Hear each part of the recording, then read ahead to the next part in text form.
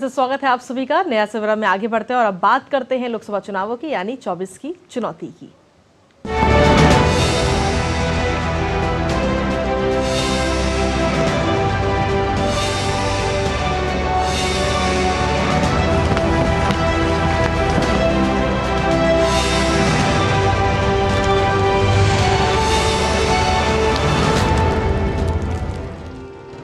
और चलिए 24 की चुनौती में सबसे पहले बात करते हैं बिहार की, जहां पर महागठबंधन में सीटों का बंटवारा अब तय हो चुका है।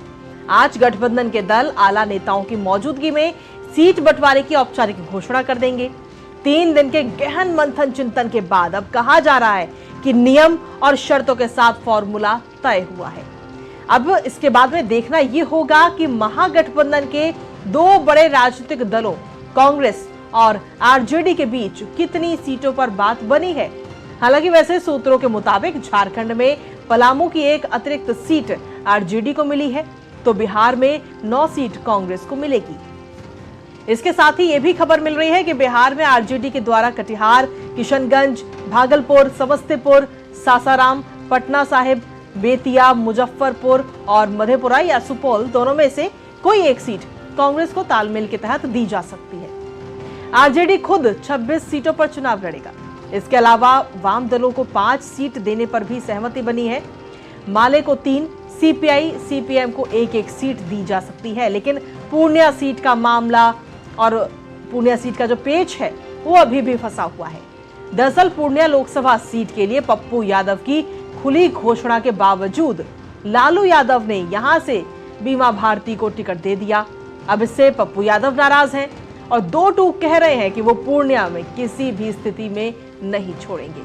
उधर पप्पू यादव को लेकर कांग्रेस में भी खामोशी नजर आ रही है। कांग्रेस की विचारधारा मेरे लिए सर्वोपरि है। पूर्णिया की जनता और खास तौर पर हर घर की माँ और बेटी पप्पू यादव को अपना भाई, अपना बेटा बना चुका है, तो इसीलिए निर्णय कभी नहीं बदलता।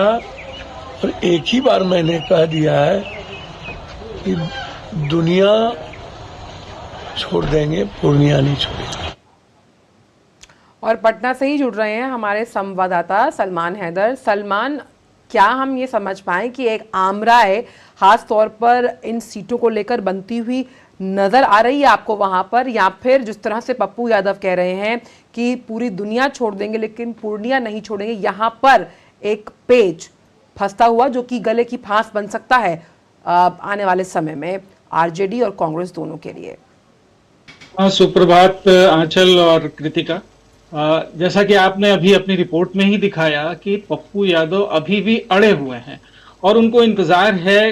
उनका ये कहना है कि चूंकि प्रियंका उन्हें लेकर के आई थी कांग्रेस में और उन्हें अभी भी कांग्रेस के अध्यक्ष या फिर प्रियंका के फोन का इंतजार है कि वो लोग कम से कम बात करें और कह दें कि क्या होना है, क्या करना है। और नहीं हुआ तो वो वहीं से लड़ेंगे, फ्रेंडली फाइट कर सकते हैं उन्होंने कहा। तो इस तरह से अगर हम ये देखें कि कांग्रेस के अनिश्चय की स्थिति से या राजद के अड़ियल रुख से जिसने कि पहले ही मीसा भारती को वहां पे बीमा भारती को कैंडिडेट घोषित कर दिया, तो ये अभी मामला बुरी तरह फंसा हुआ है। इसके अलावा 2-3 सीटें ऐसी हैं, जैसा कि आपने भी कहा, शर्तों के साथ अभी ऑप्शंस खुले हैं। मधेपुरा, सुपौल, गोपालगंज और महाराजगंज में आपस में इन लोगों को तय करना है कि कौन सी सीट पर कौन लड़ेगा। वैसे तो 9 सीटें हैं, लेकिन जो राइडर लगाया हुआ है अभी कि आपस में तय करना है कि भागलपुर गोपालगंज और महाराजगंज और मधेपुरा तथा सुपौल में से किन सीटों पर राजद लड़ेगी, किन सीटों पर कांग्रेस लड़ेगी।